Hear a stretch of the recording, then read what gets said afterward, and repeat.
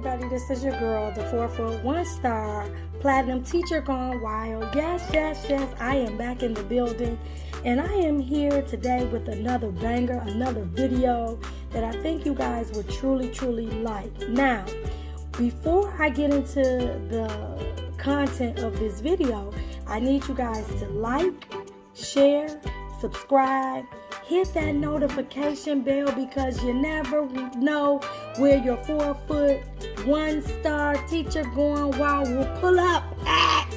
So make sure you hit that notification bell. You don't want to miss what I may be doing, where I may end up in the world.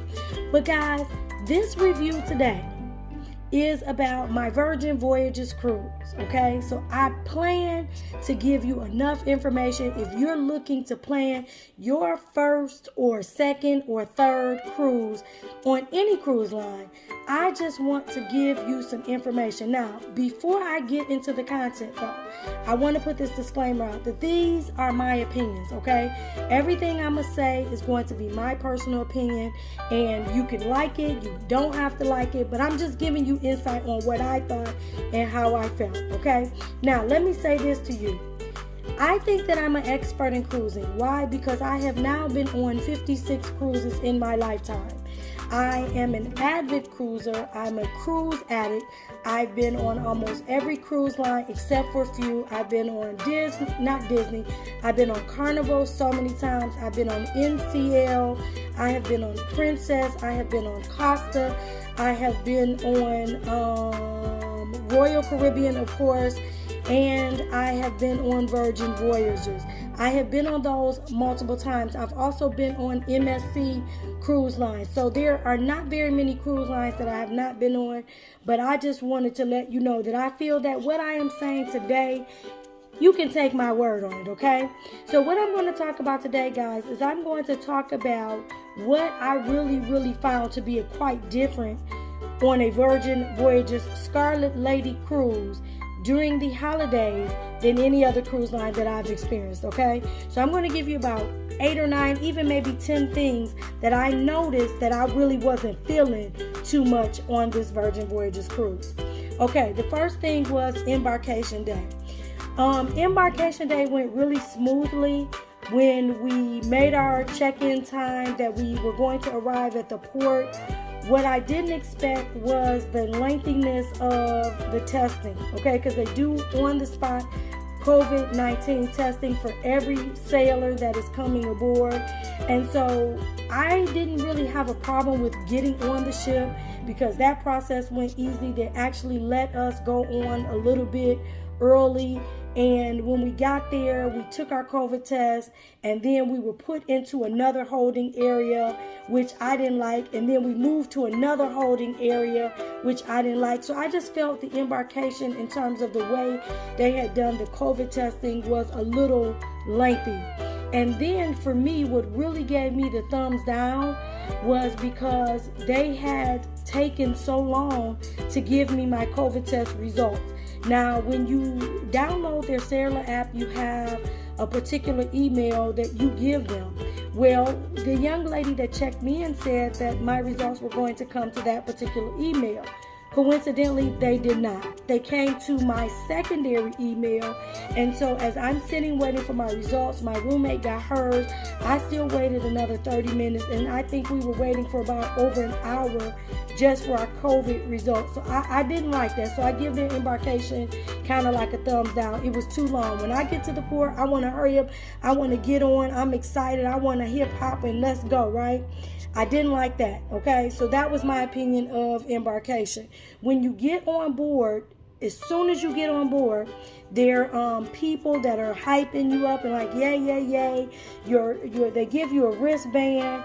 My wrist is small, so it was really difficult for me to attach the wristband. They're supposed to mail all that stuff to your house. Mine never came to my house, so I had to get one at the port. No problem. But for me, it was just too much, okay? The second thing, again, I mentioned was the COVID testing. I love the fact that they were testing every sailor. I just didn't like the length of time that we had to wait for results. It was just, to me, I wanted to get on the ship. I was ready to go. I was ready to see what Virgin Voyages was all about, okay? So that's the second thing.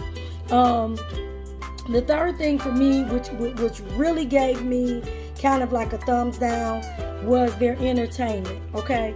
Any other cruise that I've been on, there's always an entertainment director that gets on and say, hey, we've arrived, it's sail away time, it's time to go, and keep you abreast of the activities.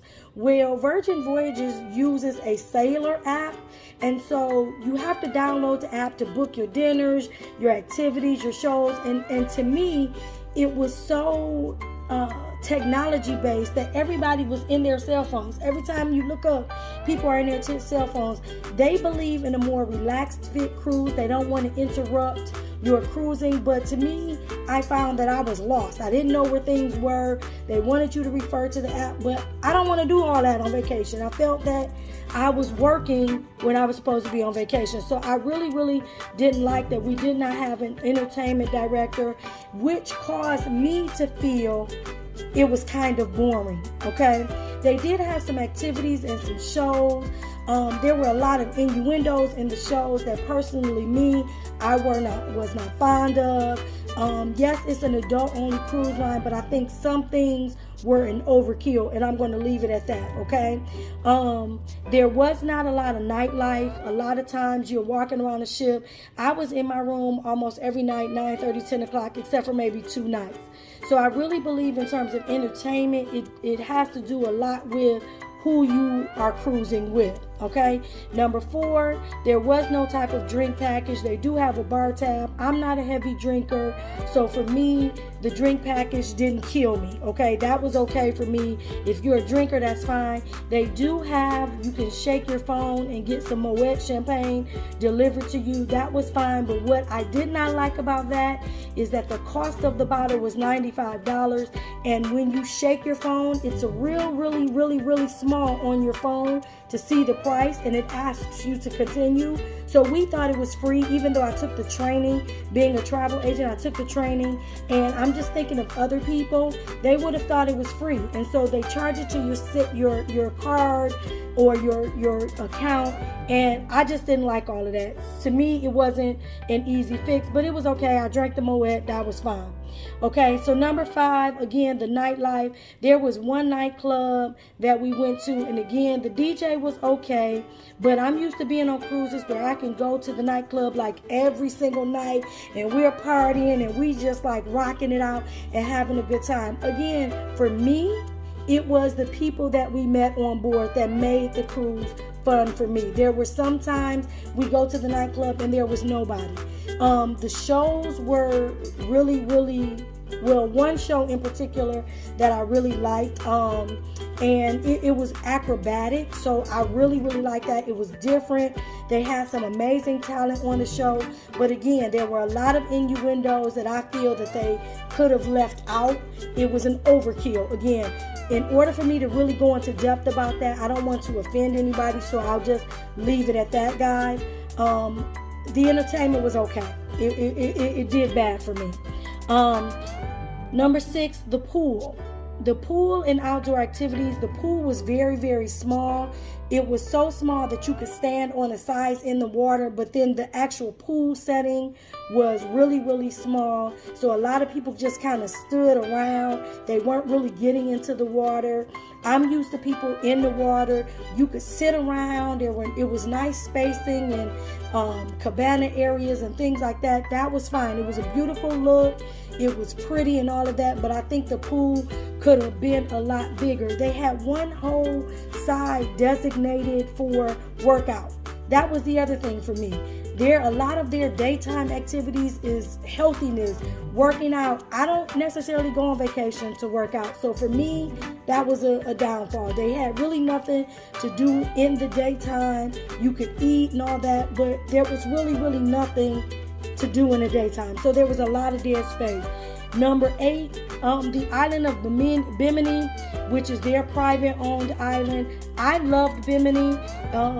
We were out there all day. It was really cool. I didn't get a chance to get any of the food, but people were complaining about the food. But it was really cool. I like being on the beach, so I'm going to give Bimini a thumbs up. Number 9 is guest services. There were 2 areas where you could go to guest services on deck 5 and deck 7 when you came in on embarkation. And I'm going to tell you guys, I just didn't like their setup. It felt really personable but impersonated. The people were at a computer at this little round table, and it was just, I was just used to something different. Okay, that's just me.